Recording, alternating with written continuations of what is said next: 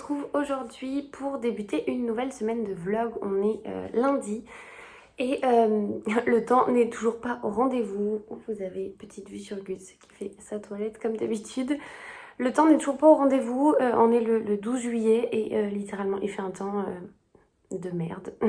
Franchement, j'ai pas d'autres mots. Il pleut. Je crois que même au mois de mars, on n'a pas un temps comme ça. C'est affreux. Il fait froid en plus de ça. Enfin bref, tout ça pour dire que le mois de juillet pour l'instant, c'est pas la super gaieté. Mais c'est pas grave, on n'est pas ici pour parler météo. Juste pour vous dire un petit peu que ça influe sur l'humeur générale. Je voulais vous parler donc de mes lectures, bien évidemment, puisque j'ai clôturé ce précédent vlog dimanche sans vous parler de mes 2 lectures terminées, qui étaient dans un premier temps donc La Sœur de la Tempête, qui n'est autre que le tome 2 de Lucinda Riley des 7 sœurs. Et je vous disais dans le précédent vlog que ma lecture était relativement mitigée, que j'avais du mal à tout simplement à adhérer à cette histoire. C'est même pas à rentrer dedans parce que j'ai fini par rentrer dedans, mais à adhérer à cette histoire, à ces personnages. Alors comme d'habitude, Lucinda Riley construit merveilleusement bien ses histoires. On a beaucoup d'éléments sur les personnages, sur les paysages, sur l'ambiance, et c'est ce qui fait toute la force de sa plume. Mais effectivement, je dois dire que celui-ci, la partie présente avec Ali me plaisait beaucoup, mais j'ai eu du mal avec la partie passée, avec cet univers musical dans lequel je ne me retrouvais pas du tout. Alors ça arrive, hein. Je sais que globalement c'est à peu près le tome qui a été, je crois, le moins apprécié par les personnes qui ont lu la saga, mais globalement, bon, tout le monde il a quand même trouvé son compte, et moi je dois dire que voilà, j'ai été assez déçue. Alors pas du tout par la plume de Lucinda Riley comme je vous le disais, mais plus par rapport voilà à cette intrigue qui elle m'a pas procuré d'émotion particulièrement. Je me suis pas reconnue dans ces personnages. Et voilà, tout simplement, j'ai pas adhéré à l'histoire. J'ai passé un moment assez sympa, mais je dois dire que la fin de ma lecture a été quand même assez laborieuse. J'ai voulu le terminer parce que voilà, je n'avais pas du tout envie de l'abandonner pour autant. Mais je dois dire que voilà, c'était pas du tout mon préféré. En revanche, je suis hyper impatiente de lire le tome 3 qui donc concerne Star. La troisième sœur, et c'est une sœur sur laquelle plane beaucoup de mystères actuellement. Elle est assez réservée, en tout cas de ce qu'on en sait dès le premier tome. Elle est assez réservée. Elle vit beaucoup en fonction de son autre sœur Sissi, et je suis super curieuse et impatiente de la découvrir vraiment dans ce tome 3, d'autant plus que tous les retours que j'en ai vus étaient apparemment très élogieux. Donc il faudra que je lise le tome 3 prochainement. Voilà pour donc les 7 sœurs. Et ensuite mon autre lecture, c'était donc La Maison de Poupée de M.J. Arledge, qui lui aussi était une suite, puisque c'est donc le tome 3 de la saga Helen Grace. Le premier tome étant Amstramgram, le second Il court le furet, celui-ci le troisième, le 4 c'est Au feu les pompiers, et je les ai plus dans l'ordre après. Je crois qu'il y a Oxygène à cache-cache. Enfin, toujours est-il qu'il y en a quand même une flopée.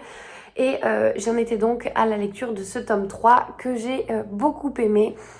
Je l'ai lu exactement avec la même facilité que les 2 premiers. Et j'ai même préféré celui-ci au tome 2, que j'avais bien aimé aussi. Mais je dois dire que cette histoire-là m'a plus parlé. Non pas que je me reconnaisse dans les histoires de filles séquestrées, pas du tout. Mais voilà, j'ai plus accroché avec cette histoire. Après, pareil, la plume de l'auteur est la même. C'est toujours un plaisir de retrouver cette écriture très, très addictive. On a des chapitres très courts avec beaucoup d'action, donc on se projette dès les premières pages dans l'histoire. On n'a pas besoin d'un certain temps avant d'y rentrer. Et j'adore ce genre de lecture parce que c'est littéralement addictif. On l'a lu avec Margot, je crois, en 2 ou 3 jours, alors qu'il fait 420 pages. Donc c'est plaisant de retrouver ce rythme de lecture assez effréné, entre guillemets, que j'avais un peu perdu ces derniers temps parce que parce que voilà, manque de temps à cause du travail, manque d'énergie aussi, le fait de s'endormir dès que je lisais 10 pages le soir, ça ne m'aidait pas du tout à avancer dans mes lectures. Et là, celui-ci, je l'ai dévoré, donc voilà, c'était une super lecture.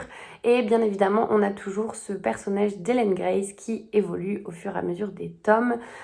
C'est une enquêtrice hyper attachante, hyper cabossée par la vie. Elle a quand même un passé assez douloureux. Et on le comprend de toute façon à la lecture du premier tome. Et cette femme est juste attachante. On a envie d'être avec elle, d'être à ses côtés. Elle est impressionnante. Voilà, elle a plein de caractéristiques qui font que c'est toujours un régal de la retrouver. Et j'ai d'autant plus hâte de la retrouver encore une fois dans le tome 4. J'ai donc commencé hier une nouvelle lecture que je lis en lecture commune avec Estelle, du conte Petite Lectrice, Cécilia du conte Cécilia Cherry Blossom, Marie du conte Lecture de Marie et je crois qu'on a 2 autres personnes. On doit avoir Anna et Booksta GG, mais je n'ai plus son prénom. En tout cas, voilà, on est plusieurs à faire cette lecture commune. C'est une lecture que j'avais envie de faire depuis un certain temps, mais que je n'avais jusqu'ici pas encore sorti de ma pile à lire. Le livre n'est même pas à moi, c'est ma maman qui me l'a prêté. On lui avait offert pour Noël, et donc elle l'a lu et elle me l'avait prêté parce que ça fait un petit moment que je n'ai pas lu de livre de cet auteur. Et celui-ci me tentait bien, étant donné que c'est son tout premier. Et du coup, j'arrête le suspense. C'est donc Skida Marink, je ne sais pas comment on prononce, de Guillaume Musso, qui est sorti chez Calman Levy. Ce roman, c'est le premier roman qu'a écrit Guillaume Musso, avant même et après. Et en fait, à l'époque, il avait été donc publié. Et les exemplaires s'étaient fait très rares, à tel point que certains lecteurs se les arrachaient, étaient prêts à les payer très cher. Et Guillaume Musso a eu envie d'offrir sa première histoire à ses lecteurs, et donc il a décidé de le rééditer.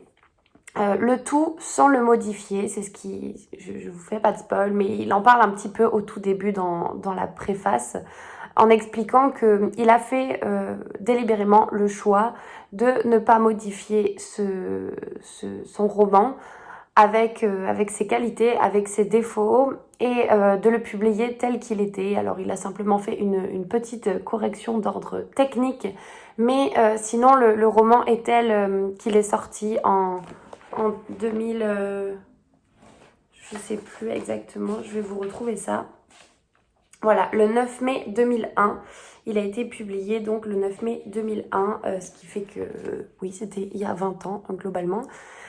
Et j'étais super curieuse de découvrir la plume de l'auteur à ses débuts, puisque là vraiment littéralement on est même à son début.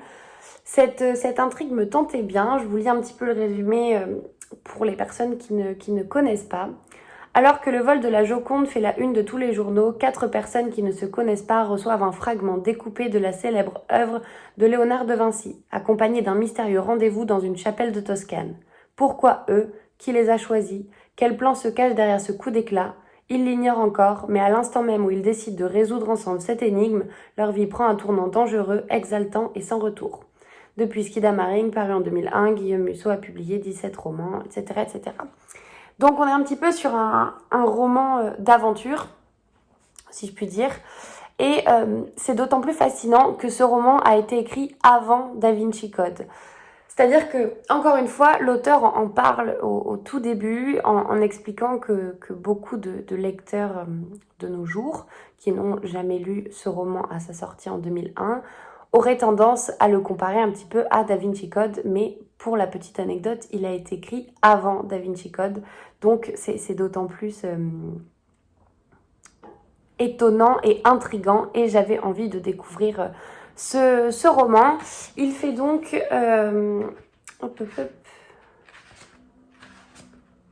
fait 431 pages et j'en suis à la page 225. Donc je l'ai relativement dévoré quand même depuis qu'on a commencé cette lecture. Et je passe un très agréable moment. Alors pour l'instant sur les 100 et quelques premières pages, ça se lit, enfin sur la totalité pour l'instant, ça se lit très vite, ça se lit bien, il n'y a pas de problème, c'est fluide. Après sur les quelques premières pages, évidemment le décor est posé, on n'a pas encore énormément d'éléments, mais je passe tout de même un agréable moment là à ce stade où j'en suis donc à la moitié. On a donc nos 4 personnages qui vont se rencontrer, tous avec leur caractère, leur passif, leurs occupations, leur profession, leur centre d'intérêt, bref, ils sont tous les 4 très différents. Et donc, dans un premier temps, ils vont se rencontrer, s'apprivoiser, puis partir ensuite à la recherche, à la découverte de ce mystère autour de la disparition de la Joconde. Essayer de résoudre un petit peu cette énigme et de savoir pourquoi eux précisément ont été choisis pour mener cette quête, si je puis dire aussi. Et voilà, donc pour l'instant c'est une lecture agréable, ça se lit très bien. On retrouve, moi je suis contente parce qu'en fait je retrouve la plume de Musso. Alors je peux pas dire à ses débuts parce que bien évidemment c'est son premier roman, mais des livres que j'aimais lire il y a quelques années. J'ai lu récemment quelques Musso et enfin je les ai pas lus récemment, mais j'ai lu des Musso qui étaient sortis ces 3 ou 4 dernières années. Et sur certains, j'avoue que j'avais été assez déçue parce que on partait un peu dans ce côté fantastique avec lequel moi j'ai un peu de mal. Et là voilà, pour l'instant on est vraiment sur du terre à terre, on a des faits et on a des personnes qui partent enquêter sur ces faits. On n'a rien de surréaliste, de surnaturel. Et je suis contente, on n'a pas d'instance divine qui dirigerait quoi que ce soit. On n'a pas de fantôme, on n'a pas tout ça. Et je suis contente de retrouver cette plume-là de l'auteur que j'avais adorée notamment dans La jeune fille et la nuit. Oui, je crois que c'est La jeune fille et la nuit, où ça se passe dans un lycée dans le sud de la France.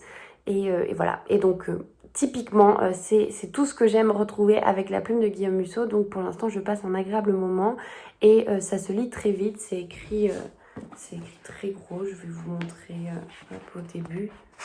Enfin voilà, on a quand même des marges assez importantes, ce qui fait que ça a beau être un brochet, ça se lit très rapidement et très bien. Donc pour l'instant, c'est une bonne lecture. Je vous en reparlerai mieux quand je l'aurai terminé.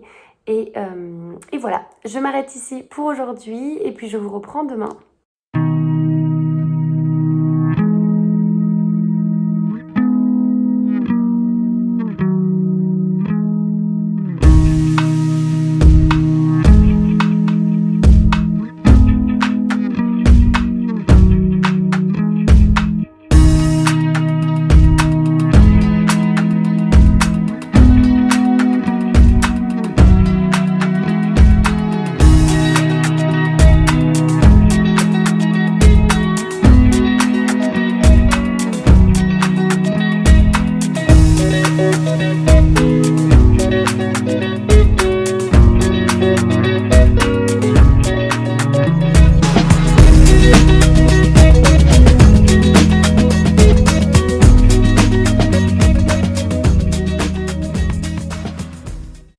Hello, on est mercredi, on est donc le 14 juillet, la journée est fériée et je viens vous parler de la lecture que j'ai terminée. Donc ce matin, j'ai fini Skida Marink, je sais toujours pas comment on prononce, de Guillaume Musso que je lisais donc en lecture commune avec notamment Estelle Cécilia, Marie, etc. etc.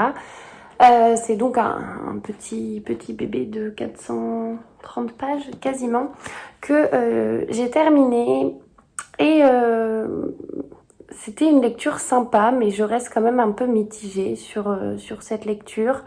J'ai eu du mal à m'attacher au personnage, donc je vous avais parlé du résumé précédemment. On va donc suivre 4 personnages qui vont être impliqués dans une sorte d'aventure. Ils vont chacun recevoir un morceau de la Joconde. Le tableau donc a été dérobé précédemment au musée du Louvre et chacun de ces personnages va recevoir un morceau et ils vont être conviés à se retrouver dans une chapelle en Toscane et ils vont essayer de découvrir qui les a conviés ici, dans quel but et pour quoi faire finalement, oui, dans quel but en fait, globalement. C'est donc le pitch, le pitch général, global, et en fait ces 4 personnages, j'ai eu du mal à m'attacher à eux. Alors on a donc 3 hommes et une femme. Cette femme qui s'appelle donc Barbara, avec qui j'ai eu beaucoup de mal. C'est quelqu'un de très, très, comment dire, très cupide. C'est le vrai cliché de la femme d'affaires new-yorkaise qui ne pense qu'à l'argent. Bon, finalement son personnage évolue hein, bien sûr, mais j'ai eu du mal avec ce personnage, j'ai eu du mal avec les relations entre personnages tout court. Moi j'ai fait un focus sur justement les descriptions à propos de cette femme où j'ai l'impression que tout revenait toujours à son physique, à sa lingerie, à son sex appeal. Dès qu'elle fait quelque chose, c'est incroyablement sexy. Enfin, j'ai trouvé que il y avait beaucoup d'accents qui étaient mis là-dessus. C'était pas toujours utile d'en rajouter des couches à ce point-là.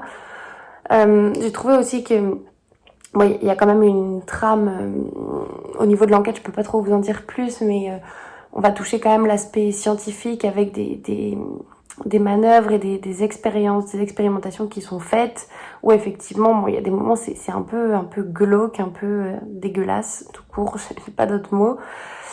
Et effectivement, je trouve pas non plus que ce soit toujours utile, ces descriptions. On a l'histoire en elle-même est prenante. En fait, il y a des chapitres sur lesquels vraiment, il y a des chapitres que j'ai dévorés et des chapitres qui m'ont laissé vraiment plus perplexe, où je me suis presque pas ennuyée, mais où je levais un peu les yeux au ciel en me disant qu'est-ce que c'est cliché, qu'est-ce que c'est ci, qu'est-ce que c'est ça. Enfin, j'ai eu du mal globalement avec cette lecture. Ça m'a pas empêché de le dévorer en 3 jours, en 2 jours même, puisqu'on l'a commencé le 12. Mais j'ai eu du mal, voilà. C'est pas une lecture qui me marquera plus que ça. J'ai trouvé, alors effectivement, on a la plume de Guillaume Musso, ça, d'accord, ça se lit vite, c'est fluide, tout est plutôt bien organisé, mais même sur le dénouement de cette enquête, j'ai trouvé ça un peu tiré par les cheveux parfois, un peu gros aussi. Et ce côté tout va bien qui finit bien, enfin voilà, vraiment j'ai eu du mal avec cette lecture. J'ai un avis qui est mitigé, qui est assez contrasté dans le sens où le pitch général est intéressant, on apprend des choses, et il y a aussi plein de choses qui nous font énormément peur, notamment voilà par rapport aux manipulations génétiques, à la science, à ce que certaines personnes projetteraient de faire avec nos gènes par exemple. Mais voilà, de manière générale, c'est pas une histoire qui m'a emballée plus que ça, et je suis contente de l'avoir terminée. La fin m'a laissé quand même une note positive. J'ai trouvé que la fin avait été travaillée. C'est pas 2 pages de fin qui clôturent 400 pages d'enquête et d'histoire. On a une fin un peu plus poussée, on a un épilogue, on suit un petit peu nos personnages après. Et ça, j'ai bien aimé. Mais voilà, sur l'histoire en elle-même, j'ai trouvé que c'était un peu gros, que parfois on se perdait dans des détails qui finalement n'avaient pas lieu d'être, mais qui sont pas nécessairement exploités par la suite. Et du coup, mon petit cerveau de lectrice a été non pas perdu, mais a été un peu frustré à certains moments de savoir qu'on rentrait dans des détails un peu techniques pour finalement à la fin ne pas s'en servir. Et voilà, donc c'était une lecture agréable, mais pour moi ce sera pas une lecture marquante. Je suis quand même contente de l'avoir lu parce que comme je vous le disais, j'étais super curieuse, mais voilà, c'est pas le roman du siècle pour ma part. Après, bien entendu, je vous encourage à le lire, à le découvrir et à vous faire votre propre opinion, mais pour moi, ça n'a pas été du tout un coup de cœur, ou en tout cas une lecture qui me laissera une trace indélébile. Bref. Je suis allée en librairie cet après-midi, c'était pas du tout prévu, du tout.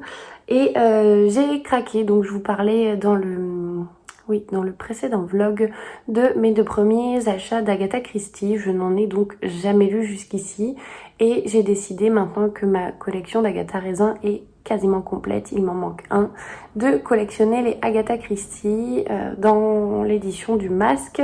Donc ce sont les livres de poche jaunes et noirs tout à fait classiques, basiques et qu'on trouve relativement partout. J'en avais donc acheté 2 premiers à Mola samedi dernier et j'ai craqué un petit peu aujourd'hui. Je pouvais guère me permettre que cela puisque les autres livres qui me faisaient envie, qui sont déjà dans ma wishlist, j'attends que mon anniversaire soit passé pour éventuellement craquer, au risque voilà, d'avoir un doublon si jamais je craque avant mon anniversaire. Et j'ai donc opté pour 4 livres. On a alors le premier. 2 premiers plutôt. On a donc La Maison Biscornue qui est un enquête et autres aventures. Donc ce n'est pas un Poirot, ce n'est pas un Miss Marple. Et donc 3 générations de la famille Léonides vivent sous le même toit, celui d'une vaste maison, un rien biscornu. Quand le grand-père, un patriarche richissime et tyrannique, meurt assassiné, tout le monde est soupçonné, même ses petits-enfants. Sophie, la jeune femme rebelle sur le point de se marier, Eustace rendu taciturne par son handicap qui l'oblige à vivre cloîtré dans la maison, et enfin Joséphine, adorable petit monstre de 12 ans. L'un d'eux aurait-il une raison suffisante pour commettre le crime?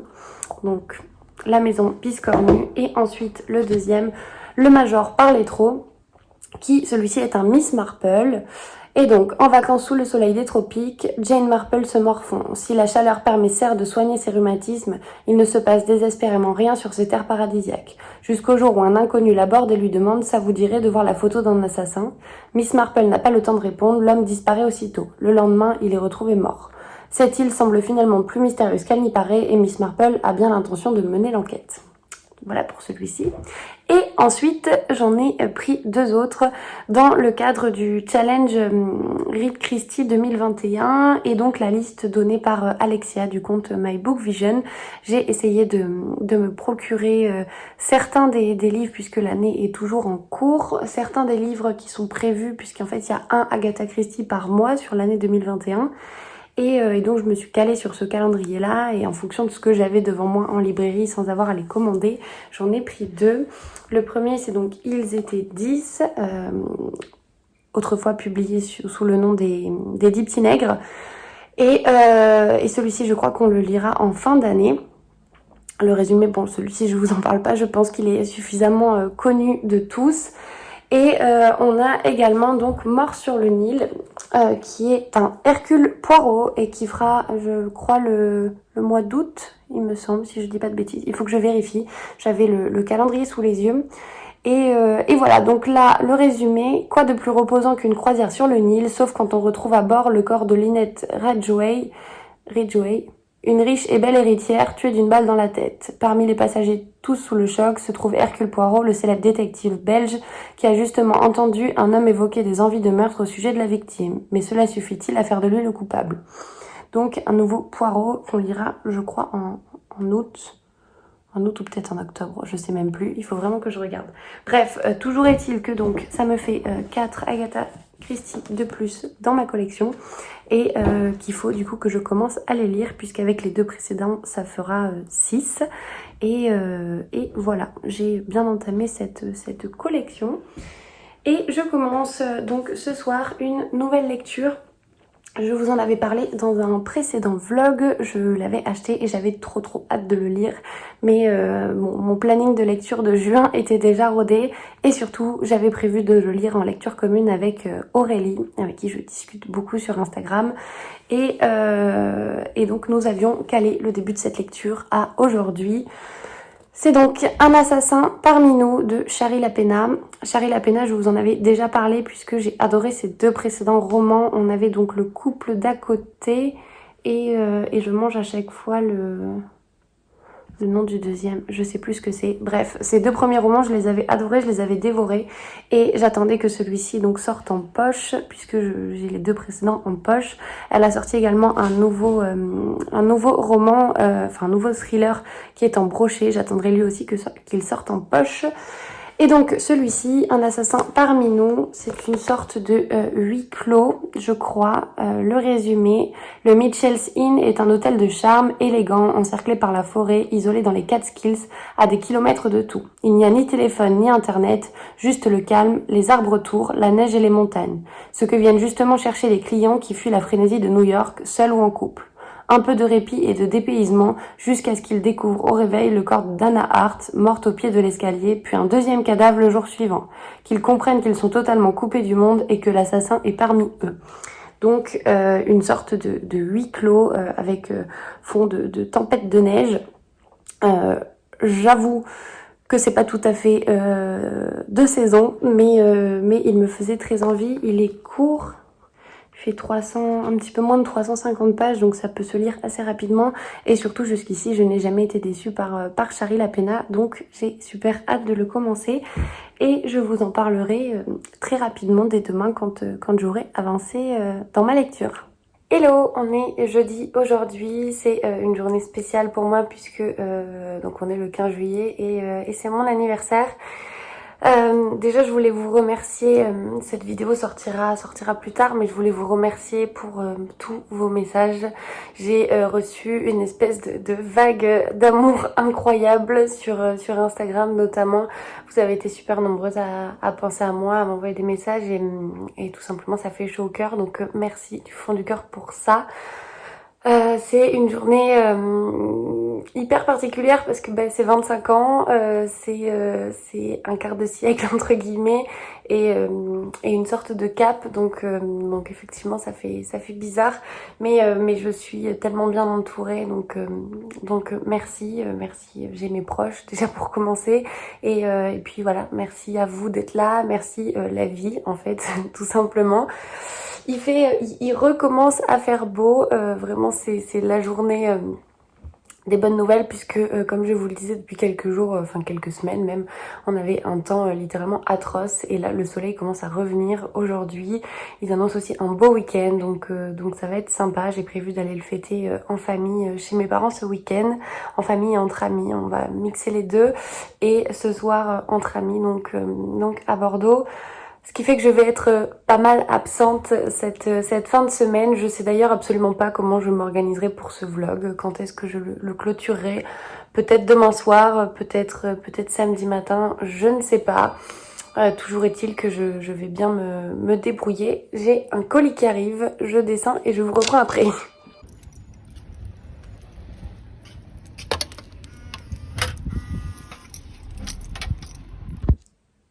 On va y arriver, c'est bon, je suis donc descendue récupérer mon colis.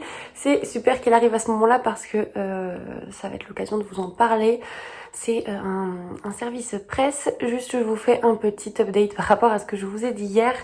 À savoir que je n'ai pas encore commencé donc Un assassin parmi nous, je vais m'y mettre là en fin de journée avant de partir retrouver mes amis en ville. Je n'ai pas du tout le temps de le commencer. Pour la simple et bonne raison que j'avais prévu de le commencer hier soir, puisque normalement on devait rien faire de particulier, et finalement on a été dîner en ville, et puis on a fini relativement tard pour en profiter et fêter mon anniversaire dès minuit. Donc effectivement je n'ai pas je ne l'ai pas débuté, mais ça ne saurait tarder. Et je vous parle tout de suite donc du premier colis que j'ai reçu. Ce n'est pas un service presse, c'est un cadeau que m'a fait l'une d'entre vous justement à l'occasion de mon anniversaire. L'une d'entre vous en question qui s'appelle Aurélie, avec qui je discute super régulièrement sur Instagram, avec qui d'ailleurs je fais la lecture commune d'Un assassin parmi nous, et qui donc m'a fait partir un petit paquet. Je n'ai aucune idée de ce que c'est, donc on va l'ouvrir ensemble. Tout ce que je sais, c'est que ça vient de la Fnac et je voulais absolument ouvrir ça avec vous. Encore faut-il que je trouve comment on l'ouvre. Ça, c'est Non, c'est pas si compliqué que ça.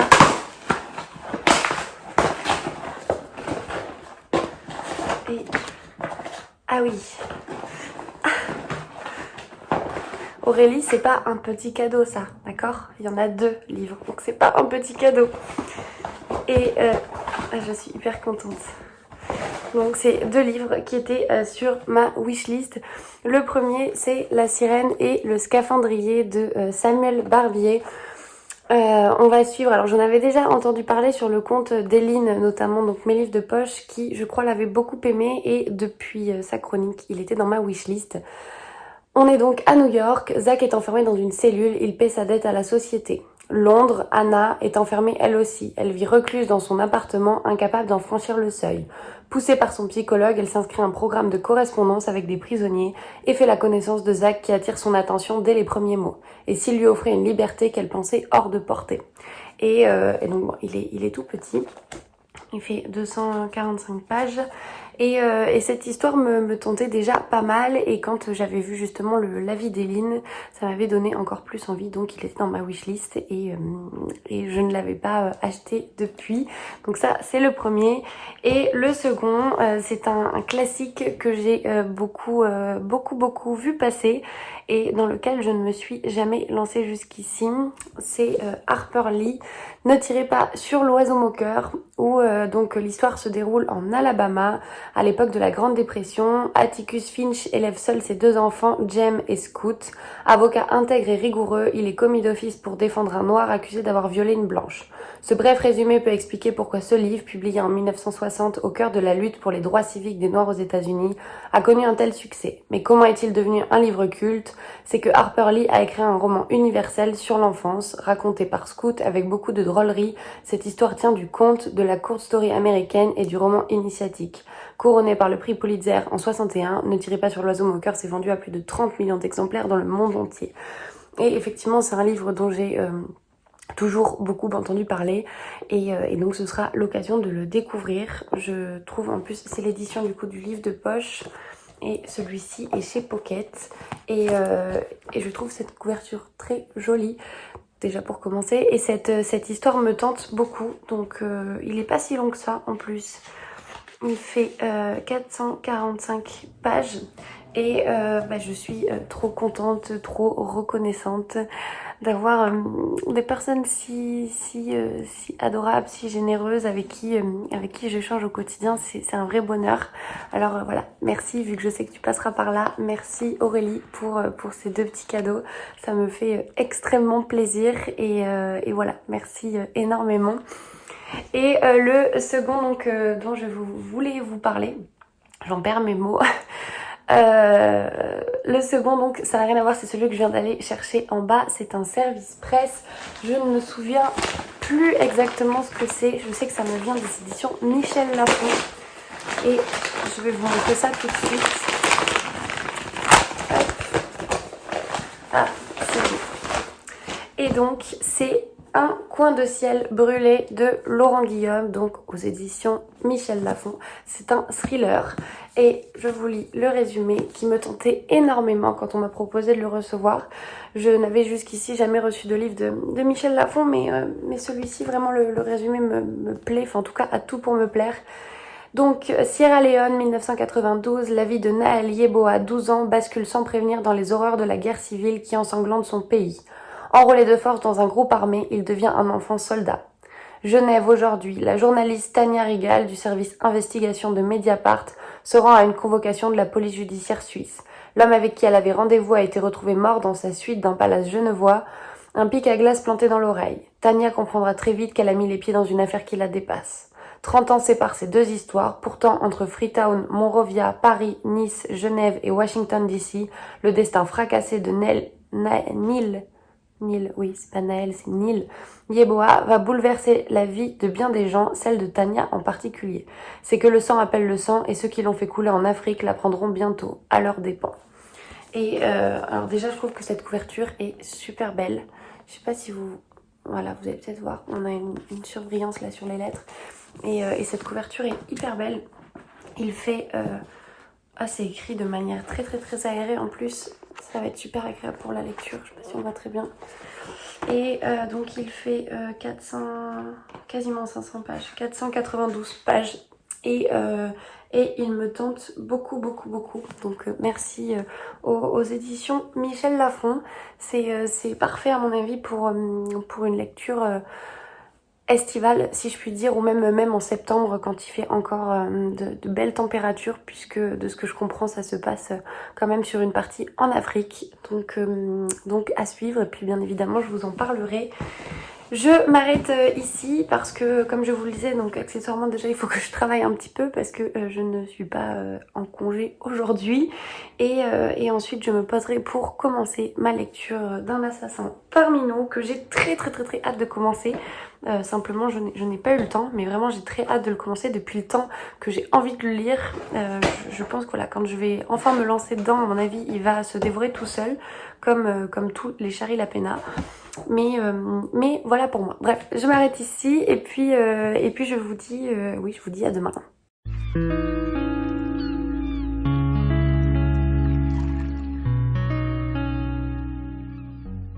Hello, on est vendredi donc 16 juillet. Je vous prends juste avant de partir manger au restaurant pour fêter mon anniversaire. Et je voulais faire un petit book haul de mes cadeaux d'anniversaire, notamment les livres, puisque le reste on s'en fiche un peu. On a Gus qui est jamais bien loin et qui est en train de farfouiller dans les cartons.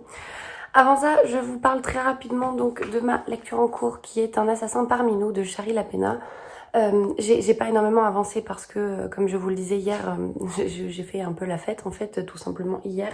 Et ce week-end, c'est prévu de faire la même chose. Mais j'aime beaucoup, j'ai lu 70 pages. Il est relativement court, hein, il fait 345 pages. J'en ai lu donc 70, ça se lit très bien tout seul. On est tout à fait... Enfin, ouais, je suis quand même une lectrice assez saisonnale, si je puis dire. Où j'aime bien lire des livres qui se passent en hiver des livres où on parle de neige, on parle d'hiver quand on est en hiver. À l'inverse, j'ai du mal à lire un livre comment dire, avec effectivement une tempête de neige en plein mois de juillet ou d'août. Et pour autant, c'est le cas avec celui-ci, puisque donc on se retrouve embrigadé dans une tempête de neige et les pensionnaires, enfin les invités, les clients d'un hôtel qui se retrouvent pris au piège dans cet hôtel et il va y avoir un meurtre. Donc on est vraiment sur une atmosphère de huis clos et je dois dire que pour l'instant ça me plaît beaucoup. Jusqu'ici j'avais jamais été déçue par Shari Lapena, je vous en ai déjà parlé, donc affaire à suivre. Mais pour l'instant j'aime beaucoup ma lecture. Et 2 petites secondes. Juste qui fait n'importe quoi. Bref, concernant donc ensuite mes cadeau d'anniversaire, hier soir, j'ai donc vu Claire, ma super copine Claire de Bordeaux, du compte Le Coin Lecture de Claire, qui déjà m'a fait le plaisir d'être là à ma soirée d'anniversaire avec mes amis, et qui plus est m'a fait un petit colis surprise qui juste est génialissime, et je vous montre ça tout de suite. Alors je l'ai déjà ouvert, hein, bien sûr, je l'ai ouvert hier. Il contenait, je suis en train de tout faire bouger, il contenait déjà pour commencer 2 livres, donc qui étaient dans ma wishlist, et Claire me connaît bien mes goûts, donc elle ne s'est pas trompée en prenant 1000 soleils splendides de Khaled, que je sais pas très bien prononcer, Hosseini. C'est un livre dont j'ai énormément entendu parler, c'est ma tante qui me l'avait conseillé, qui m'avait dit il faut impérativement que tu le lises. Depuis ça, je l'avais mis dans ma wishlist et il n'en est pas bougé. Et Claire, évidemment, qui l'a adoré, m'a dit je pouvais pas ne pas te le prendre, c'était pas possible. L'histoire se déroule donc à Kaboul. Mariam endure un mariage contraint avec un homme violent. L'arrivée de la jeune Leila sous son toit est une épreuve de plus. Mais entre ces femmes que tout oppose, la rivalité va bientôt faire place à une indéfectible amitié et à l'espoir d'une autre vie par l'auteur des Cerfs-volants de Kaboul, un chant d'amour poignant à l'Afghanistan déchiré par la barbarie. Et c'est une histoire apparemment qui qui est relativement incroyable, magnifique et que tout le monde m'a conseillé. J'en ai vu que du bien, donc je suis super contente. Et le second, vous connaissez maintenant si vous regardez ces vlogs et même les tout récents, mon engouement pour Franck Tillier. Et je vous disais que je voulais justement compléter ma collection. Et Claire m'a pris donc Puzzle, ça c'est toujours le mot, personne ne sait comment le prononcer, donc de Franck Tillier, qui est donc un thriller. Je crois que c'est un indépendant, une sorte de one-shot, si je ne vous dis pas de bêtises. Je crois, oui. Ilan et Chloé sont spécialistes des chasses au trésor. Longtemps, ils ont rêvé de participer au jeu ultime, celui dont on ne connaît que le nom, Paranoia. Le jour venu, ils reçoivent la règle numéro 1. Quoi qu'il arrive, rien de ce que vous allez vivre n'est la réalité. Il s'agit d'un jeu. Suivi un peu plus tard de la règle numéro 2, l'un d'entre vous va mourir. Et quand les joueurs trouvent un premier cadavre, jeu et réalité commencent à se confondre. Paranoia peut alors réellement commencer. Et ce résumé me tente fois 1000, je suis trop contente. Je pense que je dis ça à chaque fois que je vais le lire rapidement, mais je sais pas, en fait, il va falloir que je trouve un moment. Mais ce résumé me tente fois 1000 et voilà, Claire a fait un total sans faute, sachant que c'est pas terminé. Je vous montre quand même la taille du carton. Elle a rajouté à cela donc des petits stickers qui sont hyper cosy, qui sont trop beaux. Ça va être parfait pour mon bullet journal et même mon carnet de lecture. Vraiment, ils sont magnifiques. On a également un petit mug. Alors, j'ai l'étiquette qui est collée. Un petit mug parce qu'on n'en a jamais assez. Il ira très bien pour l'été et la période estivale. J'avais une jolie petite carte postale avec un petit mot d'éclair derrière. Évidemment des marque-pages. Hop. Et je regardais ce qu'il y avait écrit derrière. Ils sont vierges, mais 3 petits marque-pages et un petit kit de papeterie avec post-it, stylo, épingle, tout ce qu'il faut. Et voilà, donc Pierre me connaît beaucoup trop bien mes goûts, que ce soit mes goûts littéraires ou tout ce qui touche à la papeterie, au mug, enfin voilà, tout ce qui est accessoires de lecture. Et ça m'a énormément touchée, elle le sait, hein, ça m'a énormément touchée qu'elle soit là. Et puis de recevoir ces petits cadeaux qui me correspondent tellement, ça fait vraiment chaud au cœur. Et ça, encore une fois, c'est grâce à Instagram. Et c'est fou de se dire qu'Instagram, en l'occurrence, m'a permis de faire plusieurs rencontres, mais celle-ci avec Claire. Et voilà, c'est formidable. Bref, c'était la première partie. Et la seconde, il y a quand même un petit peu de travail, je vais vous montrer ça rapidement. Mais il y en a quand même pas mal. Le premier donc que j'ai reçu, alors je vais vous parler du coup des deux en même temps. Vous savez donc que je lis la saga des 7 sœurs. Que là j'ai terminé le tome 2, bon, avec lequel j'ai moins accroché, mais j'ai quand même très hâte de démarrer ensuite le tome 3 et puis de continuer à découvrir cette saga. Et il me manquait, vu que je les collectionne au livre de poche, il me manquait le tome 5 et 6 et mes deux meilleurs amis m'ont pris ces deux-là, donc le 5 et le 6. J'ai Gus qui est sous mon lit, tout va bien. Le 5 et le 6, donc qui seront respectivement les histoires de Tiggy, donc le 5, la sœur de la lune, et d'Electra, la sœur du soleil. C'est quand même deux beaux bébés, puisqu'ils font respectivement 944 pages et 853. Donc on est quand même sur des gros volumes, mais je les trouve tellement beaux et je suis ravie de les rajouter à ma collection et à ma pile à lire. L'autre livre, l'autre saga, si je puis dire, c'est une nouvelle saga d'MC Beaton, dont vous avez certainement beaucoup entendu parler, qui n'est autre que donc les enquêtes de Lady Rose. Vous savez, encore une fois, si vous suivez ces vlogs, que je collectionne les Agatha Raisin et Hamish Macbeth de MC Beaton aux éditions Albin Michel. Et donc, Albin Michel a sorti une nouvelle saga de MC Beaton qui est décédée, si je dis pas de bêtises. Et cette saga donc s'appelle Les Enquêtes de Lady Rose. On a le premier tome qui est Meurtre et... je connais plus le nom. Et mes copines m'ont pris le tome 2. Il me reste à me procurer le tome 1. En fait, j'étais persuadée de craquer avant mon anniversaire. C'est pour ça que je faisais pas partie de ma wishlist, le tome 1. Et finalement, j'ai été raisonnable, je ne l'avais pas acheté. Donc, il faudra que je me le procure, mais j'ai déjà le tome 2. Ce sera donc une saga de Cozy Murder aussi. Et j'ai super hâte de la découvrir, donc je vous en parlerai mieux aussi. Ces couvertures sont toujours aussi belles, les éditions Albin Michel. Et on a également deux autres, je peux pas dire petits livres, c'est des livres de poche, mais ils sont quand même relativement épais. Le premier, c'est 9 parfaits étrangers de Liane Moriarty. Concernant donc le résumé, 9 citadins stressés ont réservé un séjour à Tranquillum House, une sublime station thermale qui leur promet, grâce à une approche unique, une métamorphose mentale et physique. Là, coupés du monde extérieur, délestés de leur portable, ils devraient vivre une véritable transformation personnelle. Mais au fur et à mesure de la cure, entre méditation, tai chi et techniques de bien-être, les langues se délient, les secrets enfouis et les animosités se font jour. Si la quiétude et le renouveau étaient au programme, les choses ne se passent pas exactement comme prévu. Dans 9 parfaits étrangers, Liane Moriarty interroge la quête, parfois absurde, du changement à tout prix et traque, comme elle a l'art de le faire, les vérités cachées derrière les apparences. Liane Moriarty, alors j'ai beaucoup d'elle, j'ai beaucoup de livres qu'elle a écrits dans ma pile à lire et je n'en ai encore jamais lu. Mais ce résumé-là me tentait beaucoup, ce côté, voilà, 9 inconnus qui partent pour, enfin, ce que je viens de vous décrire finalement, c'est un résumé qui me tentait beaucoup quand il était sorti déjà en grand format, en format broché. Et j'avais hâte qu'il sorte en poche, il était dans ma wishlist depuis sa sortie en poche, donc je suis hyper contente. L'une de mes amies donc, me l'a offert et elle m'a pris avec un autre Franck Tillier.